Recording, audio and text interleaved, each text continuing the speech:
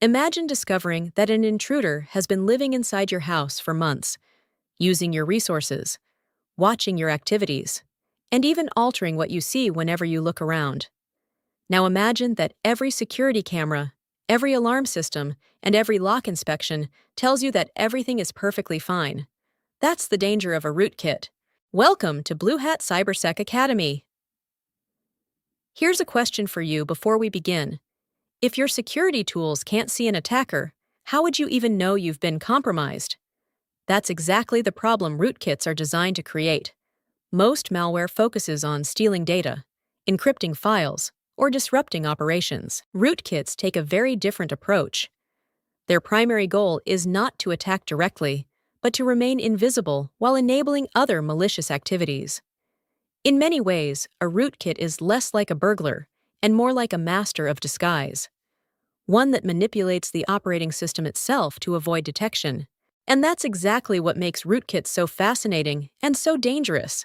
Over the next few minutes, we're going to break down what a rootkit actually is, why attackers rely on them, the difference between user mode and kernel mode rootkits, how they hide files, processes, and registry entries, and ultimately, why security professionals consider them among the most dangerous forms of malware. So, let's start with the obvious question. What exactly is a rootkit? A rootkit is a type of malware designed to conceal itself and other malicious components from users, security software, and operating system tools. The name itself comes from two concepts. The word root refers to the highest level of administrative privileges in Unix and Linux systems. The word kit refers to a collection of tools used to maintain unauthorized access. While modern rootkits target multiple operating systems, the core idea remains the same: gain privileged access, then hide the evidence. Unlike ransomware or spyware, a rootkit's defining characteristic is stealth. An attacker may install a rootkit after initially compromising a system so they can maintain long-term access without raising suspicion.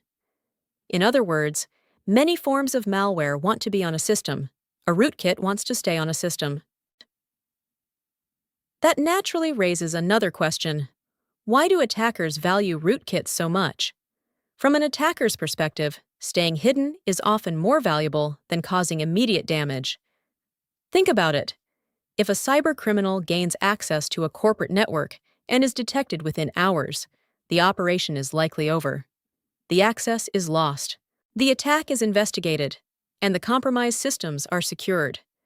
But if a rootkit can conceal the attacker's presence, that same attacker may remain inside the environment for weeks, months, or even longer. That extra time can be incredibly valuable. Attackers commonly use rootkits for several reasons. First, they help maintain persistent access to compromised systems. Second, they can hide other malware such as spyware, ransomware, or backdoors. Third, they help evade antivirus products and security monitoring tools.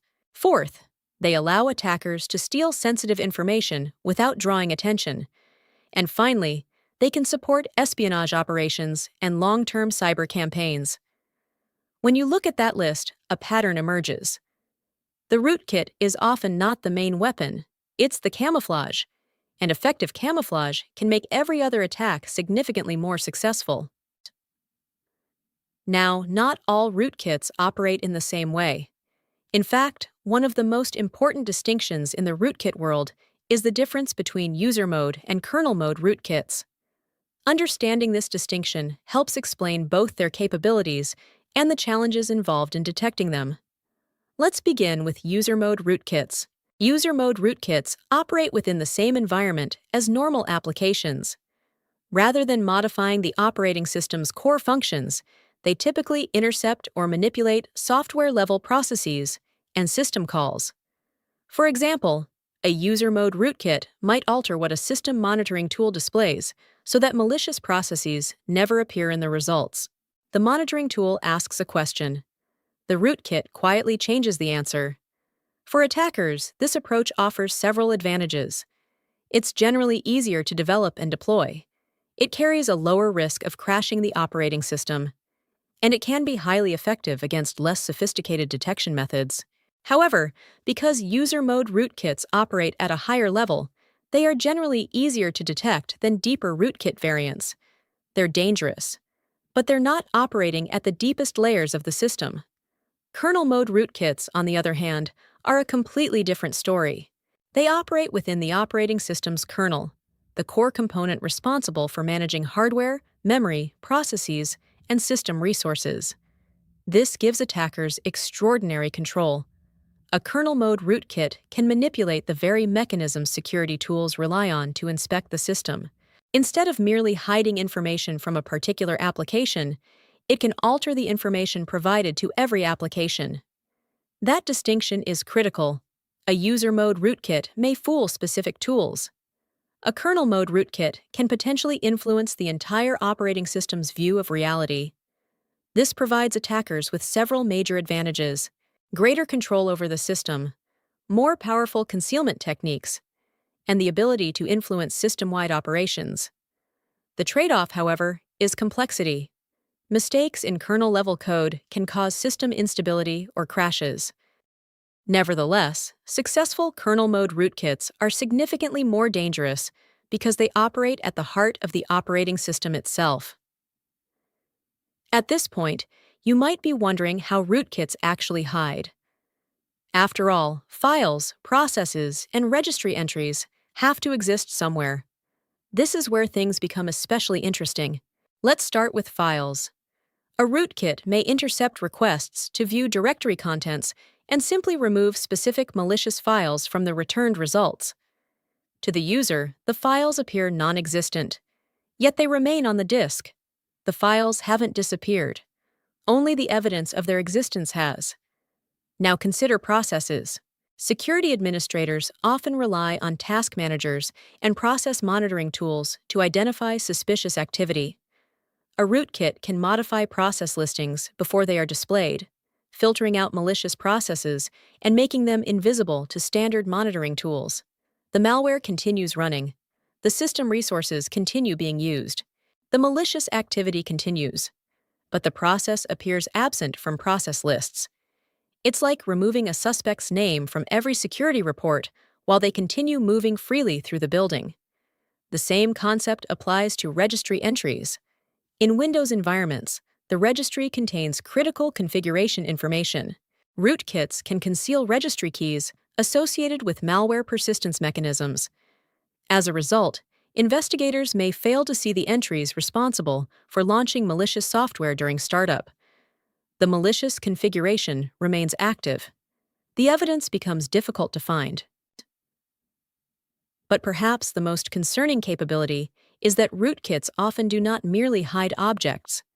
They alter reality from the perspective of the operating system. When security software asks, "What processes are running?" or "What files exist in this directory?" the rootkit can provide a modified answer. This creates a fundamental challenge. If the system itself is compromised, can its responses still be trusted? For security professionals, the answer is often no. And that realization changes everything, because once trust in the operating system is lost, every investigation becomes more difficult. And that brings us to perhaps the most important question of all. Why are rootkits so dangerous? Many malware families can be removed once identified. Rootkits complicate that process because they undermine visibility itself. Their danger stems from several key characteristics. The first is that they undermine trust. Security tools rely on operating system information. If a rootkit manipulates that information, detection becomes significantly harder. The tools may still function, the reports may still look normal, the data may still appear legitimate, but the underlying reality has been altered. The second reason is that rootkits enable other threats. A rootkit is often not the final objective. Instead, it serves as a concealment layer for additional malware, data theft operations, credential harvesting, or remote access tools. Think of it as a hidden compartment inside a larger criminal operation. Its value comes from protecting everything else. The third reason is persistence. Because they specialize in avoiding detection, rootkits may remain active for extended periods. That gives attackers more time to gather intelligence, steal information, move through networks, and maintain access. In cybersecurity, time often favors the attacker. Rootkits are designed to buy that time. And the fourth reason is that removal can be extremely difficult. In severe cases, removing a rootkit can be difficult because the malware is deeply integrated into the operating system. Security teams may need offline scanning, specialized forensic tools, or even complete system reinstallation to ensure removal. And that highlights an uncomfortable reality. Sometimes the challenge isn't finding the malware, it's proving that you've actually removed all of it. So what's the critical lesson we should take away from all of this? Rootkits highlight an important cybersecurity principle. Visibility is security's first line of defense. Most defensive tools assume they can accurately observe what is happening on a system. Rootkits challenge that assumption by manipulating the very mechanisms used for observation. Rather than simply attacking a device, they attack the reliability of the information security professionals depend on. And that's what makes rootkits so dangerous. They don't just hide malware. They hide the truth about what is happening inside a compromised system. In the world of cybersecurity, an attack you can see is often easier to stop. A rootkit's power comes from ensuring you never see the attack at all. And when visibility disappears, security becomes far more difficult than simply finding malicious code. It becomes a question of whether the system can still be trusted. Now, I'd like to hear your thoughts. Let's turn this into a quick challenge. First question: what is the primary purpose of a rootkit? Is it stealing data, encrypting files, or hiding malicious activity?